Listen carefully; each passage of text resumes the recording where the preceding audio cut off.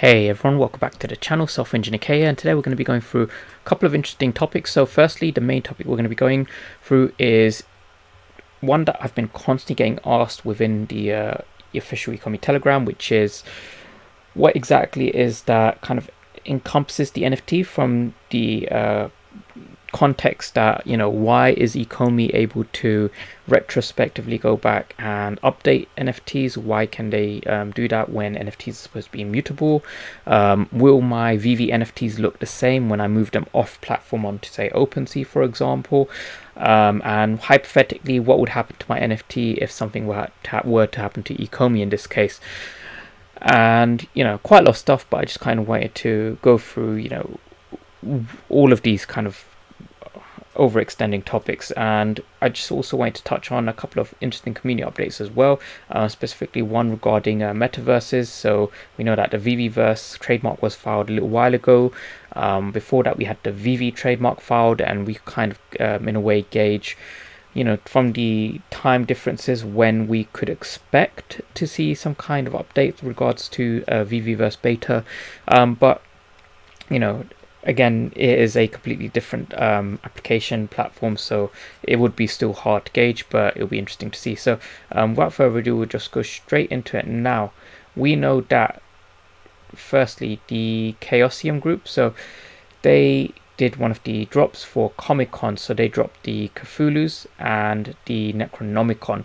Now they did an interesting update today, and this picture was taken from LoriWalkingFeather, and it's quite interesting because, okay, the image, yeah, it's pretty cool. OMI fits at the Necronomicon, but just from kind of reading the comments, it would make sense that this Necronomicon gets some form of interactivity or animation later on, because there have been quite a lot of people talking about it, and Necronomicon is supposed to be, an interactive book, and as it stands, it is a bit plain.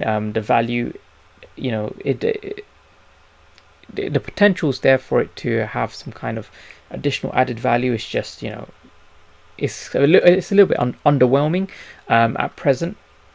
But I suspect that, moving forwards, they can, like I said, retroactively go back and add some form of animation to it.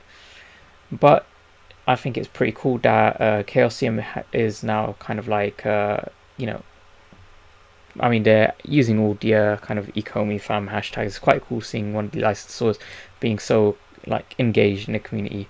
Now, with regards to engagement in the community, David Yu, he is also pretty active in other communities. So Coca-Cola, they are currently doing a loot box sort of NFT launch, and David Yu, top comment on here, he's saying exciting, let's go, I'm loving it. Now obviously the speculators come in and they think I'm loving it as a reference to McDonald's, but I think he literally just meant he likes this kind of little project here. Well, not little projects, pretty big project since it's Coca-Cola.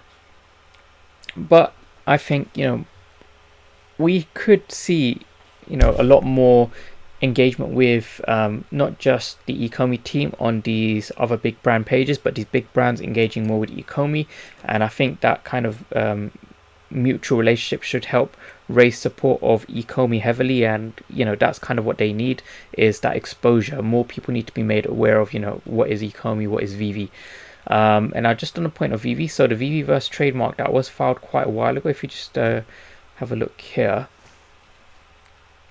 so I believe these were initially filed around about September, October time last year, and then they had to refile them in April, I believe, just because they had like extra stuff that they had to add. So let's see, April the 28th. Now, initially we had VeVeVerse filed on June the 12th, 2020. That was a year ago, and VeVe was filed 2020 May the 25th, so that too was over a year ago, so about a month apart. So yeah, if this were true, we would have expected VeVeVerse to kind of rolled out some form of beta by now. They were registered in October, literally a month after VeVe as well. So yeah, I suspect that we probably won't see anything VeVeVerse related this year, just because of how much how many other areas they need to prioritize, specifically the whole catching up with everything they missed out due to engineering improvements, the whole MTO interoperability side with Immutable X. That is kind of like their main focus for, I would say, the rest of this year, and kind of gaining exposure. But then I think, early next year we can definitely expect some kind of if not a beta version, but some form of more information regarding VeVeVerse, which would be pretty cool. But just on that point of metaverses, now, reason why I believe VeVe's taking the right approach is, Mark Zuckerberg of Facebook, he has been talking quite actively about metaverses because, he was trying to get people more connected through the invention of, what we have as social media. He didn't invent social media. We had MySpace back then, but he kind of created Facebook, which is a much more accessible form of social media for, everyone. There's a lot more functionality compared to what we had in MySpace back then. So, he's talks a lot about unprecedented interoperability. Users have to be able to take the avatars and goods from one metaverse to another. Now this is really, really important, and this is kind of what VeVe is aiming for, is the ability to allow users to take their NFTs, their collectibles, from one platform to another platform. That is true interoperability, and that's what they're pushing for, obviously with licensors that are happy for that to happen with their IP, because not all licensors, I suspect, will be happy. And again, those NFTs that you can move outside of VeVe, I suspect those are the ones that are going to be gaining more value in the future. But we'll just have to wait and see. Now, on the point of moving your NFTs around, a lot of people, they are there's this kind of misconception of exactly what an NFT is, which then leads them to ask all of these kind of questions about why can eComi change certain things, etc. So to put it quite simply, an NFT is just simply a piece of data, and it's just stored on a blockchain. And what it represents is, it represents a ledger of transactions. So it represents your ownership of the NFT. It represents who owned the NFT and kind of those transactions as well. And it also has imagine a kind of URL pointing to an asset file, which might be a 3D asset, a 2D asset, it could be some music, it depends on the type of NFT. So essentially VeVe NFTs, they're no different. You have your ownership, so when you look at your VeVe NFT, it shows you as the owner. It has the transaction history as well. I believe we used to be able to see the transaction history of NFTs on VeVe, but then they kind of changed that UI. But they are going to be adding that back, along with a lot more granular data as well.